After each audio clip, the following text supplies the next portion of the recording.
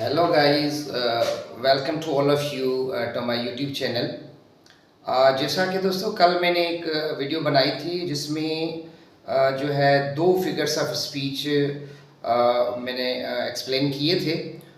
आज जो है मैं आपको एक थर्ड फिगर ऑफ स्पीच वो आपसे शेयर करूँगा। ये चीज़ें जो है वो आपको किसी भी कॉम्पिटिटिव एग्ज़ाम में या आगे जो बच्चे आपके यानी एफएफसी में या जो मल्टीनेशनल कंपनीज़ होती हैं उनके सिलेबस में ये फिगर्स ऑफ स्पीच होते हैं और पेपर में भी आते रहते हैं। तो ज़्यादातर जो है पार्ट्स ऑफ स्पीच के बारे में बच्चे जानते हैं और उनको पता है, लेकिन कुछ बच्चों को जो है इनकी ज़रूरत पड़ती है। तो उनके लिए और तकरीबन वो जो अपने पेपर्स की तैयारी कर रहे हैं, अपने बच्चे जो है ये इसके एफएफसी के लिए या जो है बाकी पीएफ के लिए या कॉम्पिटिटिव एग्ज़ाम्स के लिए, तो उनके लिए फिगर्स ऑफ स्पीच का उनको आना बहुत ज़रूरी है। तो आज मैं आपको बताऊंगा पर्सोनिफिकेशन के बारे में।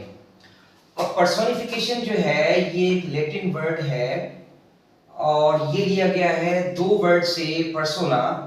पर्सोना मीन्स मास्क और कैरेक्टर, और सेकंड वर्ड है फिकेयर, इट मीन्स क्रिएट और मेक।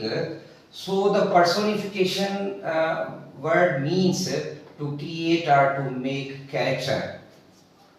पर्सोनिफिकेशन जैसा कि मैंने कहा कि ये दो वर्ड से लिया गया है, लैटिन वर्ड से, पर्सोना और फिकेयर से। और पर्सोना की मीनिंग है मास्क और कैरेक्टर, और फिकेयर की मीनिंग है क्रिएट और मेक। ये क्या करता है कि कैरेक्टर बनाता है। Personification is a figure of speech that gives human-like qualities to non-human entities, making them more relatable and engaging। होता ये है कि ये जो personification है ये यानी इंसानों की खासियत जो है, इंसानों की जो एबिलिटीज है वो नॉन लिविंग थिंग में जो है वो बताता है और शो करता है, और उसके अंदर वो क्रिएट करता है। हमें लग रहा होता है कि बेसिकली वो ऐसे नॉन लिविंग थिंग वो चीज़ें कर नहीं सकती, लेकिन पर्सोनिफिकेशन एक ऐसा फिगर ऑफ स्पीच होता है जो इंसानों वाली जो खासियतें हैं, जो क्वालिटीज़ हैं, वो नॉन लिविंग थिंग में शामिल कर देता है।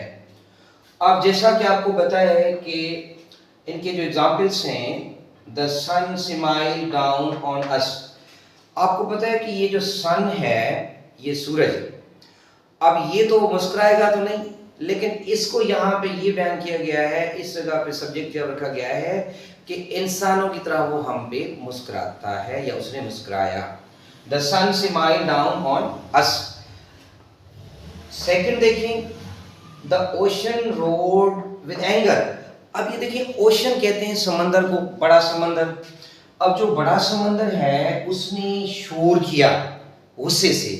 अब बेसिकली होता है कि गुस्सा तो इंसानों को आता है, लेकिन यहाँ पे वो कैरेक्टर्स इस ओशन के अंदर डाल रहा है और बना रहा है। तो ये जो सेंटेंस है ये पर्सोनिफिकेशन है। अब the trees dance in the breeze. अब डांस करना तो बच्चों का या जो है इंसानों का काम है। अब trees dance in the breeze, तो अब ये जो ट्रीज है और ये इंसानों की जो एबिलिटीज है वो परफॉर्म कर रहा है, उसके अंदर ये क्वालिटी आ गई है, तो ये भी पर्सोनिफिकेशन है। Next, the wind whispered secrets in my year. अब ये हवा जो है उसने मेरी कान में आहिस्ता आहिस्ता मुझे सीक्रेट बताया। अब आपको पता है कि सीक्रेट्स तो इंसान के पास होते हैं, वही बता सकता है, लेकिन यहाँ पे वही वाली खासियतें और एबिलिटीज इस विंड के अंदर हैं और वो शो कर रहा है। तो ये जो था पर्सोनिफिकेशन की डेफिनेशन, ये कहाँ से लिया गया है? लैटिन वर्ड, दो लैटिन वर्ड से, पर्सोना और फिकेयर से। और उनकी डेफिनेशन क्या है और उनके एग्जाम्पल्स ये क्या है। तो उम्मीद है कि ये आपको अच्छी तरह से समझ में आ गया होगा। और इसके अंदर दूसरा मैं आपको ये बताऊं कि जैसे कि मेटाफर में जो है डायरेक्ट कंपैरिजन होती है, लेकिन इसके अंदर इनडायरेक्ट कंपैरिजन हो रही है। अब कंपेयर तो कर रहे हैं दो चीज़ों को, लेकिन क्या है वो इनडायरेक्ट वे में कंपैरिजन हो रहे हैं।